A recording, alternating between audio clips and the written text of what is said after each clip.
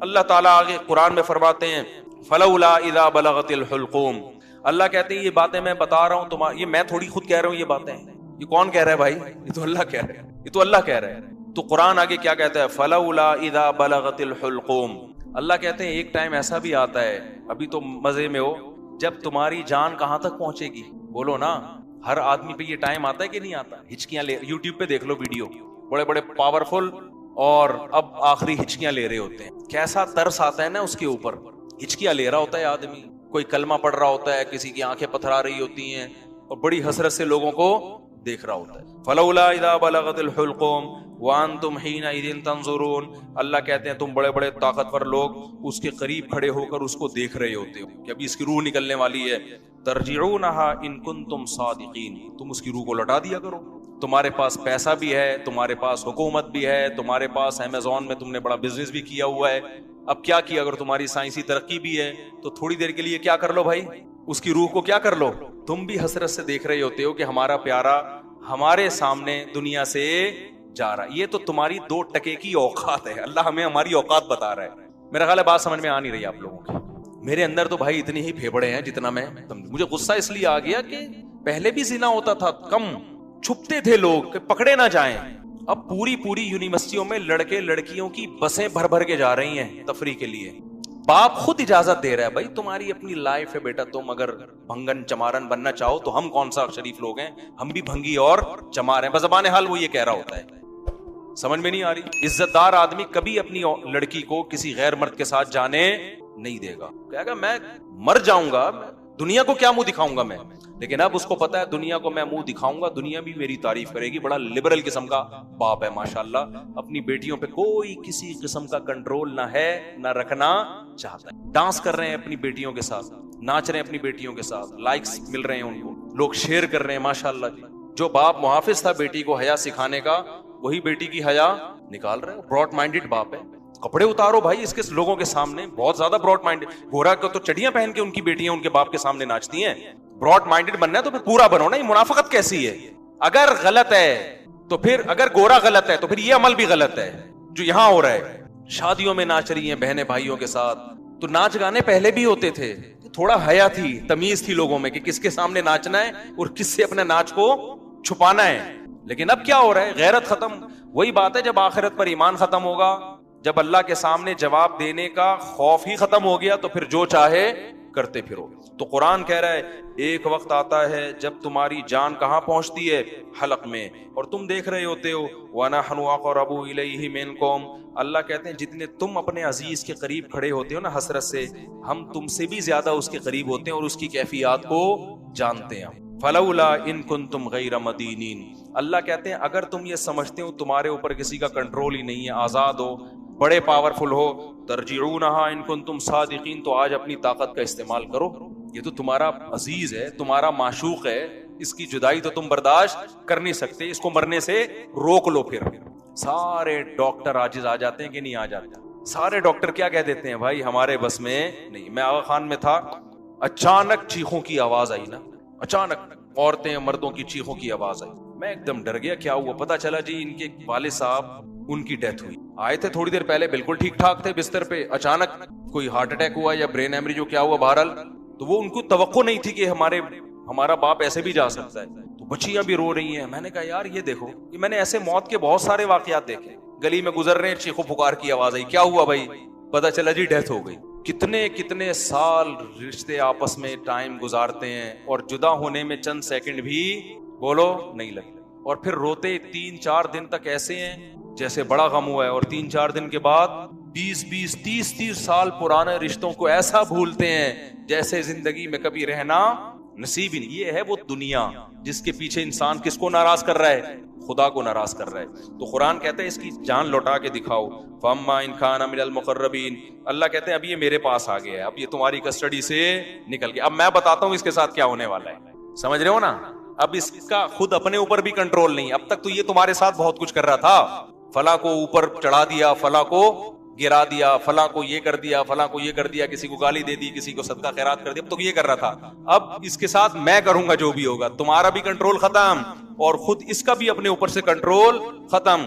فَأَمَّا إِن كَانَ مِنَ الْمُقَرَّبِينَ، اللہ کہتے ہیں یا تو یہ نیک لوگوں میں سے تھا، ساری زندگی اس نے مجھے یاد رکھا، میرے احکام کو فالو کیا، فَرَوْحٌ وَرَيْحَانٌ، تو اس کے لیے خوشبوئیں ہیں، وَجَنَّتُ نعیم، اور خوشخبریاں ہیں ہمیشگی کے باغات کی. وَأَمَّا إِن كَانَ مِنْ أَصْحَابِ الْيَمِينِ، دائیں ہاتھ والوں میں سے تھا، فَسَلَامٌ لَكَ مِنْ أَصْحَابِ الْيَمِينِ، اللہ کی طرف سے اس کو سلامتیاں ملنا شروع. ایسے بہت سارے واقعات ہیں اہل اللہ کے کہ موت کے وقت انہوں نے فرشتوں کو دیکھا اور موت کے وقت وہ باتیں کرنے لگے کہ اللہ کی طرف سے ہمیں نیک فرشتے ہماری روح قبض کرنے کے لیے آئے. میں نے بھی ایسے واقعات سنائے ہیں آپ کو پہلے بیانات میں، بھی بہت وقت ہو گیا تو میں اس کو اسکپ کر رہا ہوں. بہت ایسے واقعات ہیں، شہداء کے بہت واقعات ہیں.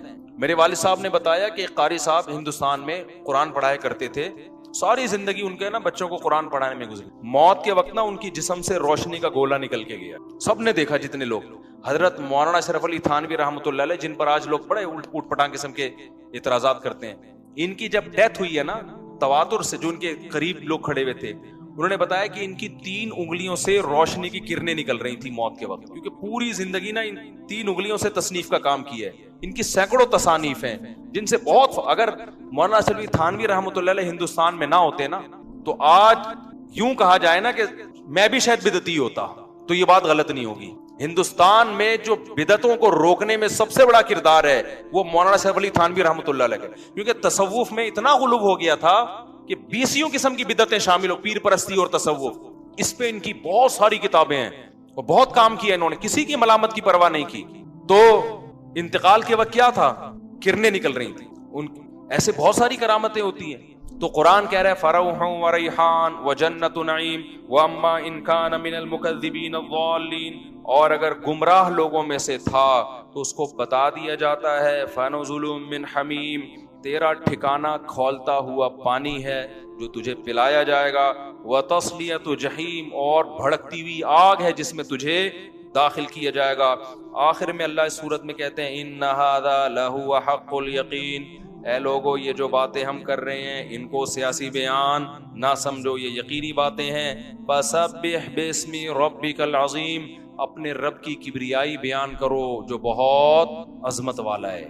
تو یہ سورہ واقعہ کا حاصل ہے جو میں نے آپ کے سامنے بتایا. اللہ نے اپنی قدرت کو بیان کیا اور آخرت کی ہولناکیوں کو بیان کی. تو بھائی طاق راتوں میں خاص طور پر جہاں اپنے لیے یہ کچھ مانگتے ہو نا، اللہ یہ دے دے، یہ دے دے، یہ دے دے، زیادہ حصہ دعاؤں کا جہنم کی پناہ اور جنت کی طلب میں لگایا. کچھ بھی نہیں ہے. قرآن میں جگہ جگہ نا ایک مضمون اللہ نے بہت زیادہ بیان کیا کہ جب آخرت قائم ہوگی نا تو اللہ ان سے پوچھے گا کہ تم لوگ دنیا میں کتنا عرصہ رہے ہو. ابھی تو ہم سمجھتے ہیں نا ایکچولی اتنی لمبی عمر ہے، دنیا میں رہنا ہے اتنی لمبی عمر. آخرت کے مقابلے میں یہ ایسے لگ رہی ہوگی 1 دن یا آدھا دن. قال کم لبثتم فی الارض عدد سنین، قرآن کہتا ہے ہم ان سے پوچھیں گے بتاؤ تم دنیا میں کتنا عرصہ رہے ہو، تو وہ جواب میں کہیں گے لبثنا یوما او بعض یوم، اے اللہ 1 دن یا آدھا دن، 1 دن رہے یا آدھا دن. اور قرآن کہتا ہے کہ جب ان کو جہنم میں ڈالا جائے گا نا تو جہنم کے داروغہ ان سے کہیں گے الم تکن آیاتی تتلا علیکم، کیا اللہ کی آیات تم پر پڑھ کے نہیں سنائی جاتی تھی، تمہیں کسی نے اس آگ سے ڈرایا نہیں تھا تم کو؟ تو جواب میں کیا کہیں گے ربنا غلبت علینا شقوتنا، اے اللہ ہمیں ڈرایا گیا تھا لیکن ہماری بدقسمتی ہم پہ غالب آ گئی. جیسے آپ کسی علاقے میں جا رہے ہو نا اور وہاں ڈر ہوتا ہے کہ وہاں کوئی نقصان نہ ہو جائے، پھر بھی آپ چلے جاتے ہو اور پکڑے جاتے ہو، تو لوگ کہیں گے بھائی تجھے بتایا تھا کہ اس گلی میں ڈاکو ہیں، تو جواب میں کیا کہ یار میری قسمت ہی خراب ہے، پتہ نہیں مجھے ہو کیا گیا تھا. یہی کہتے ہیں نا لوگ کہ یار مجھے بتایا بھی تھا غلط ہے لیکن میری قسمت ہی کیا ہے، تو قسمت پہ ڈال دیتے ہیں. تو جہنمی بھی کیا کرے گا ایسے موقع پہ؟ قسمت پہ ڈال دے گا. پھر قرآن کہتا ہے وہ جہنمی کہے گا ربنا اخرجنا منہا، اے اللہ 1 دفعہ تو اس آگ سے ہمیں نکال دے. فإن عدنا، اگر ہم دوبارہ ان برائیوں کی طرف لوٹے، فإنا ظالمون، تو واقعی ہم ظالم ہوں گے. قرآن کہتا ہے قال اخسئوا فیہا، اللہ کہیں گے ذلیل ہو کے پڑے رہو اس کے اندر. ولا تکلمون، مجھ سے کلام مت کرو. کیوں؟ انہ کان فریق من عبادی، دنیا میں میرے کچھ نیک بندے تھے جو توبہ کر چکے تھے، وہ میری آیتوں پہ ایمان لائے اور توبہ کر لی اور برائیوں سے بچتے. فَاتَّخَذْتُمُوهُمْ سِخْرِيًّا، تم ان کا مذاق اڑایا کرتے تھے. تم کیا کرتے تھے؟ بولو. مذاق اڑاتے تھے. انی جزیتہم اليوم بما صبروا، آج ان کے صبر کا دیکھو میں نے کیسے بدلہ دیا ہے، جن کا تم مذاق اڑایا کرتے تھے. انہم ہم الفائزون، آج وہی کامیاب ہیں. پھر آگے قرآن کہتا ہے کہ افا حسبتم انما خلقناکم عبثا، تم نے یہ سمجھ رکھا تھا کہ ہم نے تم کو دنیا میں بیکار پیدا کیا. بس میں 2 منٹ میں بات مکمل کر رہا ہوں. تم یعنی کیسے بے وقوف ہو کہ دنیا میں جب تمہیں جہنم سے ڈرایا گیا تم نے اس کو مذاق سمجھا. تو کیا تم یہ سمجھتے تھے کہ خدا نے تم کو پیدا کر کے ایسے ہی چھوڑ دیا، وہ ویسے ہی بنایا ہے کہ نائٹ کلب میں ناچو، شراب پیو، زنا کرو، ہومو سیکچولیٹی کی طرف جاؤ، ڈرامے دیکھو، فلمیں دیکھو، جو مرضی کرو؟ تو کیا تم نے یہ سمجھ رکھا تھا؟ یعنی یہ تو ایسی عجیب سی بات ہے کہ اس کے لیے تو پیغمبر کے آنے کی بھی ضرورت نہیں ہے. اب آپ بتاؤ جو آخرت کو نہیں مانتا اس سے بولے پھر ہماری زندگی کا مقصد کیا ہے، تو کیا مقصد بتائے گا؟ بتاؤ. وہ کہے گا بھائی انٹرٹینمنٹ، راتوں کو کرکٹ کھیلو، دن میں سوتے رہو پڑے ہوئے، پھر فلم دیکھو، پھر ڈرامہ دیکھو، پھر لڑکیوں سے چھیڑ چھاڑ کرو، پھر سیٹنگ کرو. پیسہ بھی اس لیے کماؤ تاکہ چھیڑ چھاڑ میں آسانی ہو جائے. یہ جو پیسہ کما رہے ہیں نا عیاشی کے لیے کما رہے ہیں نا، تاکہ اور زنا ہو سکے، شراب پئیں اور موج مستی والی زندگی ہو. تو پیسہ بھی کوئی ان کا ہدف نہیں ہے، پیسے سے ہدف بھی عیاشی ہے. تو اللہ قرآن میں کہہ رہے کہ ہم ان سے کہیں گے افا حسبتم انما خلقناکم عبثا، تو کیا تم نے یہ سمجھ رکھا تھا کہ ہم نے تمہیں ایویں ہی پیدا کر دیا؟ وَأَنَّكُمْ إِلَيْنَا لَا تُرْجَعُونَ، اور تم ہمارے پاس واپس لوٹ کے نہیں آؤ گے، پیدا کر کے ہم نے چھوڑ دیا ہے. فَتَعَالَ اللَّهُ الْمَلِكُ الْحَقُّ، اللہ کہتے ہیں اللہ اس عیب سے پاک ہے کہ ایویں انسان کو بنائے اور چھوڑ دے کہ جو چاہے کرتے رہو. یہ تو بہت بڑا الزام ہے. اللہ اس الزام سے کیا ہے؟ بری ہے. ایسا مجرم اللہ نہیں ہو سکتا. ایک انتہا بالکل بے احتیاطی والی زندگی، دوسری انتہا کیا ہے جو غیر مسلموں کی ہے؟ اتنی احتیاط کہ بس مرنا نہیں ہے کسی قیمت، کچھ بھی ہو جائے، چاہے اس احتیاط میں وہ زندگی جو موت سے بھی بدتر ہو نا وہ زندگی گزارنی پڑے. اب ایسی زندگی کا کیا فائدہ جس میں ہر وقت موت سے ڈرتا رہے آدمی؟ زندگی تو بے خوف اچھی ہوتی ہے نا، سکون کی زندگی اچھی ہوتی ہے. لائف کو انسان انجوائے کرے، ہر وقت پھانسی کا پھندا لٹکا رہے، ابھی مر جاؤں گا، ابھی مر جاؤں گا، ابھی مر جاؤں گا، ابھی مر جاؤں گا، تبھی وہ پھر مر جاتے ہیں خودکشی کر کے.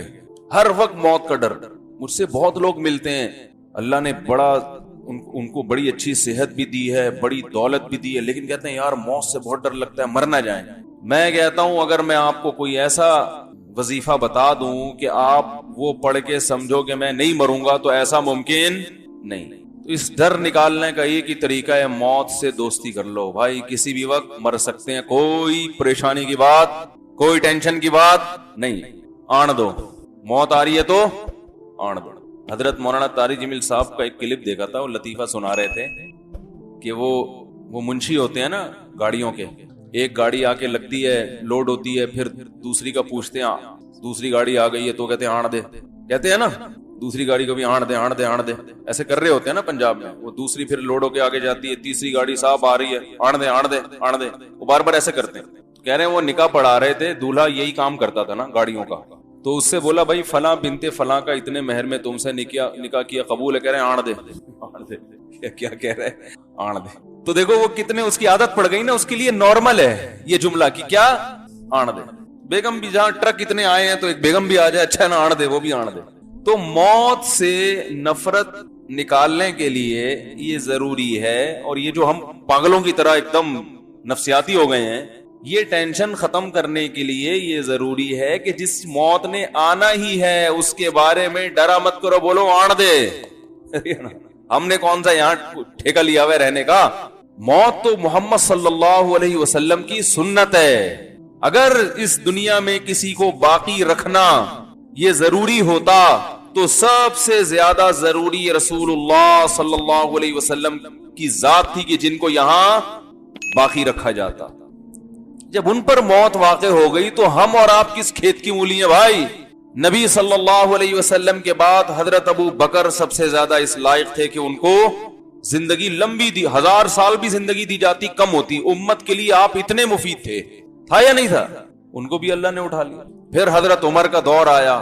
کہا جاتا ہے کہ صدیوں تک ایسی حکومت کسی نے قائم نہیں کی جیسی حضرت عمر نے، اور کہا جاتا ہے اگر مزید کچھ سال زندہ رہتے پوری دنیا میں حضرت عمر کے دور میں اسلام غالب ہو چکا ہوتا تو ان سے زیادہ زندہ رہنا کسی کے لیے ضروری تھا؟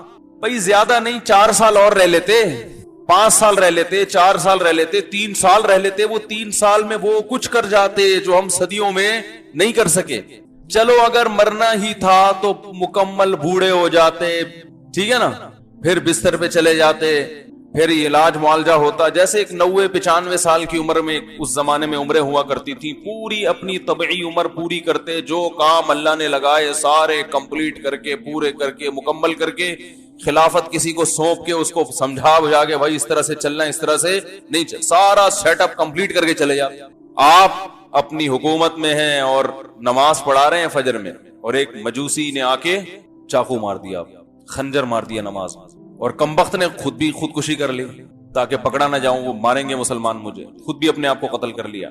وہ ایسا زخم کہ حضرت عمر کو شفا نہیں ملی۔ جب علاج ہوا حضرت عمر رضی اللہ تعالیٰ عنہ کا، تو جو اس وقت کے حکیم تھے، طبیب تھے، وہ مایوس ہو گئے زندگی سے، اس لیے کہ جو خوراک کھلائی جاتی، جو دوا کھلائی جاتی، وہ زخموں کے راستے باہر نکل جاتی، اس کی علامت تھی کہ اب یہ بچنے والے نہیں ہیں۔ تو بھائی اتنے بڑے بڑے لوگ، امام ابو حنیفہ چلے گئے، امام شافعی چلے گئے، امام مالک دنیا سے چلے گئے، امام احمد ابن حنبل چلے گئے، امام بخاری چلے گئے، امام مسلم چلے گئے، امام ابو داؤد چلے گئے، امام ترمذی چلے گئے، البیرونی سائنٹسٹ چلا گیا، جابر بن حیان جیسا سائنسدان چلا گیا، بھائی ابن الہیثم چلا گیا، تو نہ سائنسی علوم کے رکھوالے زندہ رہے اور نہ دینی علوم کے، بڑے بڑے علامے پیدا ہوئے، سب ختم۔ تو آپ اور میں کس کھیت کی مولی ہیں؟ ہم کہہ رہے ہم نہیں جائیں، بس ہم یہی رہیں گے، ایسا نہیں ہو سکتا بھائی۔ ہاں یہ ایک اشکال ہوگا کہ یار چلے گئے تو ہم بھی چلے جائیں گے، لیکن تھوڑا سا ایک ٹائم ہوتا ہے جانے کا۔ کورونا وائرس سے جو ہم پاگلوں کی طرح بھاگ رہے ہیں تو مریں گے ہمیں پتا ہے، لیکن ایسے تھوڑی کہ ابھی تو ہم نے دیکھا کیا ہے بھائی، مر جائیں کوئی بات نہیں، 85 سال میں، 90 سال میں، چلو اب ٹھیک ہے، ابھی دادا بن جائیں گے، پردادا بن جائیں گے، بچوں کی شادیاں، بیٹیوں کی شادیاں، پوتے جوان ہوتے دیکھ لیے، جو کہ آج کل نہیں دیکھے جا رہے کیونکہ شادی اتنی دیر سے ہو رہی ہے، پوتا ہونے سے پہلے مر جاتے ہیں لوگ۔ تو لیکن یہ سارے کام کمپلیٹ ہو کے جب اعصاب کمزور ہو گئے، بالکل ایسے ہو گئے کہ نا اب خود اپنے آپ کو بوجھ لگنے لگتا ہے، تو اگر مر بھی گئے تو کوئی ٹینشن کی بات نہیں ہے۔ جلدی کیوں جا رہے ہیں؟ بات سمجھ میں آ رہی ہے کہ نہیں آ رہی؟ لوگ کہیں گے بھائی ہم موت سے ڈرتے نہیں ہیں، لیکن ابھی جانے کا ٹائم، ارے کیا ہو گیا یار، غلط باتیں کر رہا ہوں، اصل میں ڈر اس بات، ابھی ہم نے دیکھا کیا ہے، ابھی سے کیوں چلے جائیں؟ تو دیکھیں یہ تمنا بہت اچھی ہے کہ تھوڑا لیٹ جائیں، تھوڑا دیر سے جائیں ہم دنیا سے، یہ ہر ایک کی خواہش ہوتی ہے، زندہ رہنا ہر ایک کا دل چاہتا ہے۔ تو تمنا کرنے پر نہ اللہ کی طرف سے کوئی پابندی، نہ گورنمنٹ کی طرف سے کوئی پابندی ہے۔ آپ کی تمنا ہو کہ میں 100 سال زندہ رہوں تو گورنمنٹ کی طرف سے بھی کوئی پابندی نہیں، لیکن یہ گراؤنڈ ریئلٹی ہے۔ ام للانسانی ما تمنا، اللہ فرماتے ہیں جس چیز کی تمنا کرو گے ضروری نہیں کہ وہ تمہیں مل جائے، تو یہ اپنے اختیار میں ہے ہی نہیں۔ اگر کسی بوڑھے سے پوچھیں 90 سال کے، کیا تمہاری تمنا ہے کہ تم ویسے ہی صحت مند ہو جاؤ جیسے 18 سال میں تھے، تو کیا کہے گا؟ ہاں بھائی اس وقت تو ہم چھلانگے لگاتے تھے، درختوں پہ چڑھتے تھے، دیوار سے 3 دفعہ گرے کچھ نہیں ہوا، اب تو چلتے ہوئے ڈرتے ہیں کہ بس اگر گر گئے تو گئے۔ ایک صاحب مجھے بتا رہے تھے، بڑی عمر کے تھے، کہہ رہے ہم تو بیٹا جوانی میں وہ درختوں پہ چڑھتے تھے، چھلانگے لگاتے تھے، آج کل کے بچے ہلتے ہی نہیں ہیں۔ میں نے کہا یہ ٹک ٹاک لے کے بیٹھے رہتے ہیں، یہ اپنے بڑھاپے میں فخر کریں گے، ہم تو ایک گھنٹہ گردن ہلائے بغیر 20 ٹک ٹاک دیکھا کرتے تھے، تم ایک ٹک ٹاک دیکھ کے تھک جاتے ہو۔ یہ ان کا فخر اس چیز پہ ہوگا، یہی ہوگا نا، ہم تو ایک گھنٹہ ویڈیو گیم کھیلا کرتے تھے انگلی سے، اور لوگ وہ کہیں گے نئی جنریشن، یار آپ کے پٹھے انگلیوں کے سبحان اللہ، آپ کے انگوٹھے، ابا آپ کے انگوٹھے 1 گھنٹہ وہ سانپ والا کھیلنے سے، اب آتا ہے وہ سانپ والا، پہلے وہ نوکیا میں آتا تھا سانپ والا نا، جس کا کوئی دنیا میں کام نہیں ہوتا تھا، وہ سانپ کو لمبا کرنا شروع کر دیتا تھا بیٹھ بیٹھ۔ حقیقت ہے نا، فالتو ٹائم بہت ہے، ہم حیران ہوتے تھے یار ان کا اچھا بھلا آدمی ہے۔ میں تو دیکھتا تھا نا نوکیا کا جب موبائل آیا نا، لوگ کیا کر رہے ہوتے تھے بیٹھے ہوئے؟ سانپ والا، اسٹیشن پہ بیٹھے ہیں کوئی کام نہیں ہے، سانپ والا۔ او بھائی کیوں کوئی کام نہیں ہے؟ درجنوں کام ہے، آپ اس ٹائم کے لیے رکھو، وہ سانپ والا کھیل رہے ہیں، بڑھائے جا رہے ہیں، بڑا خوش ہو رہے ہیں، اتنا لمبا ہو گیا، اب آؤٹ ہوا ہے، کوئی ایوارڈ مل رہا ہے اس کے لمبا کرنے پر آپ کو، ایک صاحب نے گھر میں بکرا پالا, اسے روزانہ اتنے چنے کھلاتے, دودھ پلاتے, وہ اتنی جلدی اتنا لمبا ہو گیا. تو سمجھ میں آتا ہے یار بکرا ہے کاٹ کے کھانا ہے, اسے تو نہ آپ نے کاٹ کے کھانا ہے, یہ تو چائنیز کو بھی نہیں کھلا سکتے یہ والا سانپ. یا تو سانپ پالا ہو نا کسی چائنا والے کو بیچوں گا تو بھی کچھ سمجھ میں آتے ہیں, کوئی لاجک بنتی ہے. وہ تو جائز نہیں ہے. یہ سنا ہے کسی کا بیان آئے کتے پالیں اور چائنا کو بیچیں, چائنا کھاتے ہیں تو ہمارے لیے تو حرام ہے, لیکن چائنا والوں کو ہم بیچیں گے تو وہ کھائیں گے تو ہماری معیشت اس سے ترقی کرے گی. کتے جیسے کھانا جائز نہیں ہے, کھلانا بھی جائز نہیں ہے. سمجھ رہے ہیں, جس چیز کو اللہ نے کھانے کو حرام کر دیا اس کے کھلانے کو بھی حرام کیا. تو کتے اس نیت سے پالنا کہ ہم پال پوس کے غیر مسلموں کو بیچیں گے تاکہ وہ کھائیں, یہ حرام ہے, جائز نہیں ہے. تو یعنی جوان جو ہے نا وہ بڑھاپے میں کیا فخر کریں گے, ہم سانپ والا کھیلتے تھے. تو ہر بوڑھے کی خواہش ہوتی ہے جوان ہو جاؤں, ہر بیمار کی خواہش ہوتی ہے صحت مند ہو جاؤں, ہر آدمی کی خواہش ہوتی ہے 4 شادیاں کر لے. اوپر سے اعتراض کر رہے ہوتے ہیں میرے اوپر, لیکن دل میں لڈو پھوٹ رہے ہوتے ہیں کہ یار کاش, لیکن ہو جاتی ہیں. بھائی ڈرتے ہیں, ڈر لگنا بھی چاہیے ہر مسلمان کو. سسرال نہیں چھوڑے گا, درجنوں مسائل ہیں, پھڈے ہوں گے وغیرہ وغیرہ. تو تمنا کی حد تک نہ گورنمنٹ کی طرف سے کوئی پابندی اور نہ اللہ کی طرف سے. کیا تمنا کہ میں دیر تک زندہ رہوں, لیکن اللہ نے قرآن میں کہیں بھی وعدہ نہیں کیا کہ جو دیر تک زندہ رہنے کی تمنا کرے گا میں اس کو بہت عرصہ زندہ رکھوں گا. ایسا اللہ نے کسی نبی سے کوئی ایگریمنٹ نہیں کیا کہ اپنی امت کو بتا دیں. یہود کے بارے میں قرآن میں آتا ہے یود احدہم لو یعمر الف سنہ, ان میں سے ہر شخص ایسا دنیا پرست ہے یہ چاہتا ہے کہ 1000 سال زندگی میں رہے, دنیا میں رہے. دنیا پرستی جب آتی ہے نا تو انسان موت سے بہت نفرت کرتا ہے. تو اللہ نے فرمایا یہ دولت کے پیچھے ایسا بھاگتے ہیں, یہ چاہتے ہیں 1000 سال کم از کم ان کو زندگی ملے. تو کیا 1000 سال زندہ رہ لیتے ہیں بھائی. یہود کی مال کی محبت جو ہے نا, دولت کی لالچ, یہ مشہور ہے. ممکن ہے سارے ایسے نہ ہوتے ہوں, ہر قوم میں کچھ اچھے لوگ بھی ہوتے ہی ہیں, لیکن عمومی طور پر جو حالات ہیں نا یہودیوں کے, قرآن نے یہودیوں کے بارے میں یہ واضح کیا کہ یہ پیسوں کے بڑے لالچی ہوتے ہیں, پیسے بھی بہت مرتے ہیں. تو اس کا مشاہدہ آج بھی ہوتا ہے. ہمارے ایک دوست تھے یہودیوں کے ساتھ, USA میں جاب کرتے تھے, کہتے ہیں اپنے باپ پہ نہیں خرچ کرتا تھا. بہت زیادہ ضرورت پڑی نا باپ کو علاج کے لیے تو ابا کو قرض دیا ہے, وہ بھی پھر فخر سے بتا رہا تھا کہ میں نے اپنے باپ کو قرض دیا, غریب باپ. تو تمنا تو میرے بھائی ان کی بھی ہوتی ہے کم سے کم 1000 سال زندہ رہیں, لیکن رہتے نہیں ہیں. تو تمنا کرنے پر گورنمنٹ کی طرف سے کوئی پابندی.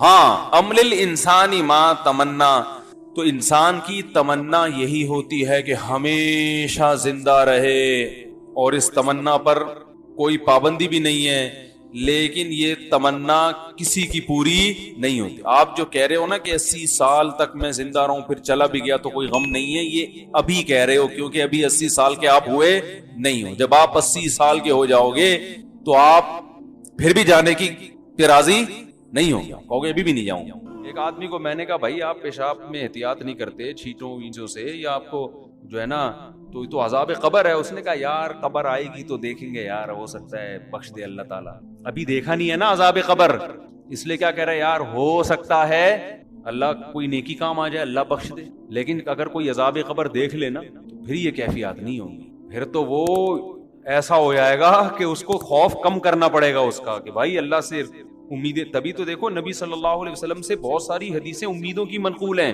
ایسی روایتیں ہیں کہ عام عوام میں ہم ان کو بیان کریں نا تو ڈر لگتا ہے کہ لوگ اس کا غلط مطلب نہ سمجھیں.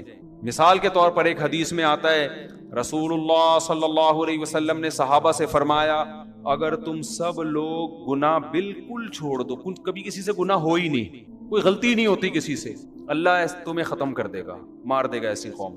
اللہ ایسی قوم پیدا کرے گا جس سے گناہ ہو پھر وہ اللہ سے توبہ کرے. اللہ کو توبہ پسند ہے, صحیح حدیث ہے. اب اگر صرف آپ اتنی حدیث پبلک کے سامنے بیان کر دیں تو اس سے تو لوگوں کو گناہ پہ جرت ہوگی کہ نہیں ہوگی. لوگ کہیں گے یار ہم خام میں بچ رہے ہیں بلا وجہ, گناہ کر لیں گے پھر توبہ کر لیں گے, کیونکہ اللہ کو گناہ سے بچنے والے بالکل بھی پسند. کیا خیال ہے, اللہ تو کہہ رہا ہے گناہ سے بالکل بچو گے تو میں تو مار کے ختم کر دوں گا, ایسے لوگ مجھے چاہیے. بھائی بات یہ کہ یہ جن کو خطاب کیا جا رہا ہے نا ان کے دلوں میں آگ کا اتنا خوف پیدا ہو گیا تھا اتنی جہنم کی آگ کا ڈر کہ حضرت عمر رضی اللہ تعالیٰ عنہ کے تو رو رو کے یہاں نالیاں بن گئی تھی اللہ کے خوف سے. یہ لوگ آپ کے سامنے بیٹھے تھے, اتنا خوف کا غلبہ تھا حضرت عمر میں. وہ کہتے تھے کہ قیامت کے دن اللہ مجھے جنت نہ دے, بس میرے گناہ معاف کر دے میری نیکیوں کے بدلے, تو بس مجھے یہ بھی قبول ہے, مجھے ڈر ہے کہ میں پکڑا نہ جاؤں کہیں. حضرت ابو بکر پہ ایسا خوف کا غلبہ, گھاس کا تنکا اٹھا کے کہتے کاش میں گھاس کا تنکا ہوتا, میں مٹی ہوتا, انسان نہ بنتا تاکہ حساب نہ ہوتا. ایسا ان کے دماغوں پہ ایک حساب کتاب کا خوف مسلط تھا. لیکن یہ کیفیت ان کی بھی ہر وقت نہیں ہوتی تھی, تو ایسے لوگوں سے امکان تھا کہ کوئی چھوٹا موٹا گناہ ہو جائے. تو جب ہو جاتا پھر وہ کیفیت بحال ہوتی, تو ان کو خوف کا بہت غلبہ, اتنا خوف کہ اس سے انسان عمل میں پیچھے, مایوسی پیدا ہونے لگتی ہے کہ یار ہم تو نیک بن ہی نہیں سکتے, چھوڑو جنت میں جانے کی. جیسے ایک آدمی کو پتا ہے میں کامیاب ہو ہی نہیں سکتا تو وہ امتحان کی تیاری کرنا چھوڑ دیتا ہے. تو ایسے لوگوں کو کیا کہا جاتا ہے, بیٹا کوئی بات نہیں, اس دفعہ ترقی پاس ہو گئے, اگلی دفعہ کراچی میں تو یہ تسلیوں پہ ہی چل رہا ہے سارا سیٹ اپ. بیٹا کوئی بات نہیں, اس دفعہ نمبروں سے رہ گئے. اب ایک پڑھنے والا قابل بچہ ہے, آپ کو پتا ہے محنت کر رہا ہے, سی اے کے پیپر دے رہا ہے, سی اے کے پیپر فرسٹ پہلی دفعہ میں نہیں ہوتا, اس میں فیل ہوتے ہوتے ہی انسان پہنچتا ہے. تو پہلا پیپر دیا, اس میں نمبر کم آ گئے, 2 نمبروں سے رہ گیا, تو باپ عقل مند ہوگا, کیا کہے گا, کوئی بات نہیں بیٹا, شروع میں نہیں کہے گا کہ بیٹا فیل ہو جانا کوئی بات نہیں, اگلے میں محنت, شروع میں تو کہے گا بیٹا پاس ہونا ہے. اب دیکھ لیا بیٹا محنت کر رہا ہے پھر بھی فیل ہو گیا, تو باپ عقل مند کیا کہے گا, کوئی بات نہیں بیٹا, یہ تو سی اے کا پیپر ہے, اس میں تو پہلی دفعہ اگر کوئی پاس ہو جائے تو ایب نارمل ہونے کی علامت ہے, یہ صحیح ہے نا. ہاں اس کا مطلب اس کا دنیا میں پڑھائی کے علاوہ کوئی کام ہی نہیں ہے. جو نارمل لوگ ہوتے ہیں نا وہ فیل ہو کے آگے جاتے ہیں. میں بتا دوں آپ کو, میں جب میٹرک میں آتا نا, میٹرک تک ہم لوگ بڑے اچھے نمبر آتے تھے. میرے بھائی نے کہا یہ پاس ہونے کا شوق صرف میٹرک تک ہی ہوتا ہے, فرسٹ ایئر سیکنڈ ایئر سے بندہ فیل ہونا. واقعی پھر الحمدللہ اللہ نے بڑا نوازا. فرسٹ ایئر میں 2-3 پیپر مشکل تھے, ہم نے چھوڑ دیا کہ سیکنڈ ایئر میں دیں گے, اس کو اکٹھے دے دیں گے. تو اور ذہین لوگ مشکل سے ہی پاس ہوتے ہیں, یہ بھی میں آپ کو بتا دوں, ان کا دماغ ادھر ادھر چلتا بہت ہے. لڑکیاں جو پڑھائی میں اتنی آگے ہیں نا, یہ ذہین ہونے کی علامت نہیں ہے, یہ ان کی فکر کیا ہوتی ہے, وہ محدود ہوتی ہے نا. ان کو پڑھائی ہے تو پڑھائی, آدمی کے پاس تو اتنے مسئلے ہیں, وہ چھوڑو بھی کیا کیا مسئلے آپ لوگ کے, تو گھومتا رہتا ہے اس کا دماغ. وہ اگر خود پڑھ رہا ہوگا اور کوئی اس کی کلاس فیلو شوق سے پڑھ رہی ہوگی تو اس کو وہ پڑھتی بھی زیادہ اچھی لگ رہی ہوگی کتاب کی نسبت. سبحان اللہ, اصل تو یہ ہے, ٹھیک ہے نا. اس کا دماغ ایک جگہ ٹکتا نہیں ہے, پھر سوچتا ہے, پھر وہ سیاسی حالات اور پھر بہت سارے آدمی کے دماغ میں نا چیزیں بھری ہوئی ہوتی ہیں. پڑھائی میں نمبر لانے والے 2 قسم کے لوگ ہوتے ہیں, یا تو بہت محنتی ذہین یا بہت بے وقوف. یا تو بہت ہی محنتی ہو نا, وہ بھی چلے جاتے ہیں, یا میں نے پڑھائی بہت بے وقوف لوگوں کو دیکھا کہ نمبر اچھے آ رہے ہوتے ہیں رٹے لگا کے. درمیانی طبقہ تو تھوڑا سا اس میں دماغ ہونا, وہ پھر بہت مشکل سے پڑھائی, وہ ٹکتا ہی نہیں ایک جگہ. وہ پھر کبھی وہ بیٹھتا ہے تو کہتا ہے یار ڈاکٹر میڈیکل کالج میں پڑھتا ہوں, تو ٹھیک ہے تیاری کرتا ہوں. کہتے ہیں میڈیکل کالج جب تھوڑا مشکل لگتا ہے, کہہ رہے انجینئر بن جاؤ نا, میڈیکل کالج کی کیا ضرورت. اگلے دن وہ کہتا ہے چلو انجینئرنگ پڑھتا ہوں. پھر کہتے ہیں انجینئرنگ چھوڑو, بزنس میں دیکھو کتنا پیسہ ہے یار. اگلے دن یہ ہمارے یہاں لڑکے بیٹھے ہوئے پلان بنا رہے ہوتے ہیں, پھر وہ بزنس کی طرف آئے گا, پھر کہتا ہے ان سب چھوڑو, 4 شادیاں کرو, رسک خود بخود آئے گا. مفتی صاحب کا بیان ہے, آخر میں یہاں کے اینڈ ہوتا ہے, ٹھیک ہے کہ یار شادیاں کرو, بچے پیدا کرو, اللہ کہتا ہے شادیاں کرو, رزق خود بخود چھپڑ پھاڑ کے آئے گا. تو پھر وہ کسی کام کا رہا ہی نہیں, دماغ اس کا گھومتا ہے. تو میں کیا بات کر رہا تھا, کہاں سے کہاں اتنی باتیں منتشر ہو رہی ہیں. نہیں وہ تو چل رہا تھا, یہ مثالیں یہاں کہاں سے آئیں. میں یہ عرض کر رہا تھا کہ 2 جذبے ہوتے ہیں نا انسان میں جو اس کو موٹیویٹ کرتے ہیں. نہیں یہ مثالیں یہاں کہاں سے آنا شروع ہو گئیں. ہاں میں عرض کر رہا تھا کہ دیکھو نبی صلی اللہ علیہ وسلم نے کن صحابہ کو یہ حدیث بتائی. میں سی اے کی مثال دے رہا تھا کہ یار ایک پیپر رہ گیا تو باپ کیا کہتا ہے کہ بیٹا یہ تو سب کے رہ ہی جاتا ہے, یہ تو سب کا رہتا ہے, کوئی بات نہیں اگلے میں ٹرائی کر لینا. تو صحابہ کی حالت یہ تھی کہ وہ گناہ کو, حضرت عبداللہ بن عباس کہتے ہیں ہم نبی کے دور میں کوئی کسی سے گناہ ہو جاتا نا تو ہمیں ایسا لگتا تھا جیسے کوئی پہاڑ ہے ہمارے اوپر گرنے والا ہے, ایسا اللہ کا خوف ہوتا تھا. اب خود دیکھو نا, ایک صحابی سے زنا ہوا, نبی سے آ کے کہہ رہے ہیں کہ مجھے رجم کریں, پتھر مار کے ہلاک کریں. نبی نے ان کو نکال دیا اپنی محفل سے کہ جاؤ, بتا دیا گویا بزبان حال کہ توبہ کرو بس اللہ سے. تسلی نہیں ہو رہی, دوبارہ آئے, یا رسول اللہ آپ مجھ پہ حد جاری کریں. عورت بھی ایسا کر رہی ہے, عورت کا دل تو بہت کمزور ہوتا ہے, وہ تو پتھر مارنا اس کے لیے مشکل ہے. وہ یہ منظر نہیں دیکھ سکتی کہ لوگ کسی کو پتھر مار رہے ہوں, اور وہ نبی کے پاس صحابی آ رہی ہیں, یا رسول اللہ مجھ سے زنا ہو گیا, آپ مجھ کو رجم کریں. نبی نے ان کو بھیج دیا واپس, جاؤ. یعنی اشارہ کر دیا کہ بھئی اللہ سے توبہ کرو. دوبارہ آئیں, چوتھی بار آئیں تو نبی نے کہا کہ تمہیں حمل ہے, واپس چلی جاؤ. وہ اگر دوبارہ نہ آتی, نبی ان کے پیچھے کسی کو نہیں بھیجتے. کتنا خوف, بچہ جن لیا, بچہ لے کر آئیں, یا رسول اللہ اب اس کی جان ضائع نہیں ہوگی, کیونکہ بچے کا کیا قصور تھا, آپ مجھے رجم کریں. نبی نے فرمایا اگر تمہیں رجم کر دیا تو اس بچہ تو ماں کے بغیر یہ اس کی تربیت ہی نہیں ہو سکے گی, یہ تو روٹی پانی کا محتاج ہے. دوبارہ چلی گئی. 7 سال کا بچہ ہوا نا, روٹی کھانے کے قابل. ہمیں بھی جوش پیدا ہوتا ہے گناہ سے توبہ کا 2 منٹ کے لیے, اس کے بعد ختم. کتنا ڈیلے کیا نبی نے ان کو کہ یہ واپس نہ آئے. وہ واپس آئیں, بچے کے ہاتھ میں روٹی کا ٹکڑا کہ یہ خود کھاتا ہے. اب پھر ان کو رجم کیا, جنازہ پڑھایا نبی نے. حضرت عمر نے عرض کیا یا رسول اللہ ایک عورت نے زنا کیا, آپ جنازہ پڑھا رہے ہیں؟ تو نبی نے فرمایا لقد تابت توبۃ لو قسمت بین 70 من اہل المدینہ لوسعتهم. اے عمر, اس نے ایسی پیاری توبہ کی ہے کہ اگر مدینہ کے 70 کبیرہ مرتکب گناہگاروں میں اس کو ڈیوائیڈ کیا جائے نا تو ہر ایک کی بخشش کے لیے کافی ہو جائے. 70 آدمیوں کی توبہ اس ایک نے کی ہے, اکیلی نے. تو ایسے خاندانی لوگ تھے, گناہ شیطان نے کرا دیا. ان کو یہ کہا جا رہا ہے, امیدیں دلائی جا رہی ہیں, اتنے مایوس نہ ہو, کوئی بات نہیں, ہو گیا, گڑ گڑاؤ اللہ کے سامنے. یہ گڑ گڑانا بھی اللہ کو پسند ہے, اور اتنا پسند ہے کہ اگر سارے ہی نیک بن جائے نا, ایسے صوفیوں کو اللہ ختم کر دے گا. اللہ کہے گا معافی مانگنے والے کہاں گئے بھائی. تو یہ ان کے بارے میں, ہمارے بارے میں قطعاً نہیں ہے کہ ہم کہیں یار اچھا ہوا ہم بھی گناہ کر رہے ہیں. بھائی ہم تو, وہ ہماری کیفیات ہی نہیں بن رہی گناہ کر کے, وہ ہمیں خوف ہی پیدا نہیں ہو رہا. تو میں جلدی سے اصل بات کی طرف آتا ہوں کہ بھائی صرف ایمان کافی نہیں ہے, وہ کیفیات بنانا ضروری ہے. تبھی تو قرآن کہتا ہے اذا تلیت علیہم آیاتہ, ایمان والے وہ ہیں جب ان کے سامنے ہماری آیات تلاوت کی جاتی ہیں, وجلت قلوبہم, ان کے دل دہل جاتے ہیں. وَإِذَا سَمِعُوا مَا أُنزِلَ إِلَى الرَّسُولِ, جب یہ اس کلام کو سنتے ہیں جو رسول پہ نازل ہوا.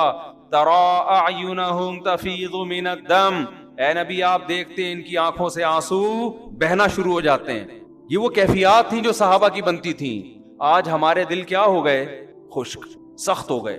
قرآن کہتے ہیں نا فَوَيْلٌ لِّلْقَاسِيَةِ قُلُوبُهُمْ, جن کے دل سخت ہو گئے, نصیحت کی بات ان کے دل پہ اثر نہیں کر رہی. اچھا دیکھو, قرآن بار بار دل کا ذکر کر رہا ہے, دماغ کا ذکر نہیں کر رہا.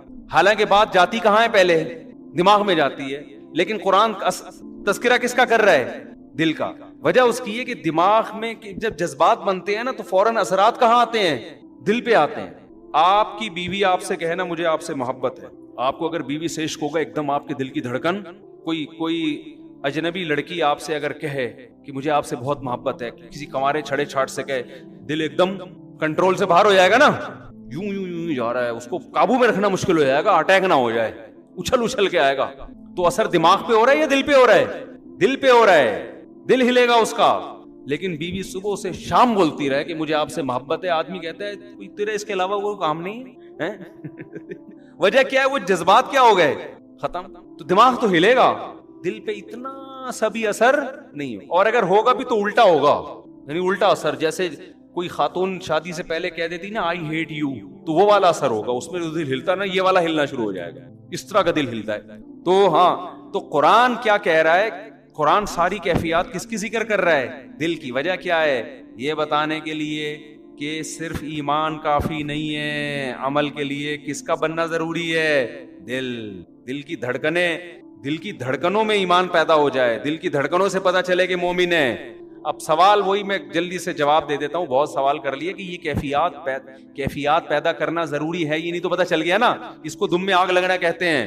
یہ صحابہ کرام میں یہ کیفیات تھیں, تبھی میدان جنگ میں تلواریں چل رہی ہیں. اور ایک صحابی نے منت مانی تھی, اللہ دوبارہ جنگ ہوئی تو دیکھ میں کیا کرتا ہوں. جب دیکھا جنگ چھڑ رہی ہے, یہ کھجور کھا رہے تھے, انہوں نے کہا چلو کھجور ختم کر کے جنگ میں جاتا ہوں. لیکن کہا کہ جنت قریب کھڑی ہوئی ہے بھائی, جنت میرے سامنے, اللہ کی قسم یہ کھجور کھانے کا زمانہ بہت طویل ہے, اتنی دیر میں جنت, نہ ابھی جاؤں گا, اور لڑے اور اللہ کی راہ میں شہید ہو.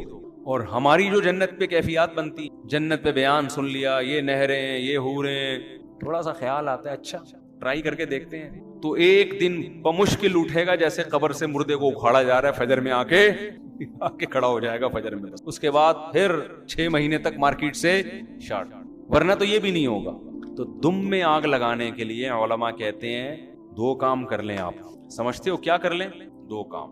ایک استحزار, جس چیز کو انسان بار بار سوچتا ہے نا وہ آپ کی لاشعور کا حصہ بننا. وہی مثال دیتا ہوں, آپ کھڑے ہوں اور وہی گٹر کھلا ہوا ہے, لوگ کہہ رہے ہیں نہیں جاؤ, آپ وہاں کھڑے ہو کر تھوڑی دیر سوچیں, بیٹا ذرا سوچ لے, اگر گیا اور پاؤں اندر آیا تو تھوڑا سا کوئی یوٹیوب پہ ویڈیو لگا کے گٹر میں گرتے ہوئے لوگوں کی دیکھ لے. دیکھ نہیں سکتا, سوچ تھوڑی دیر.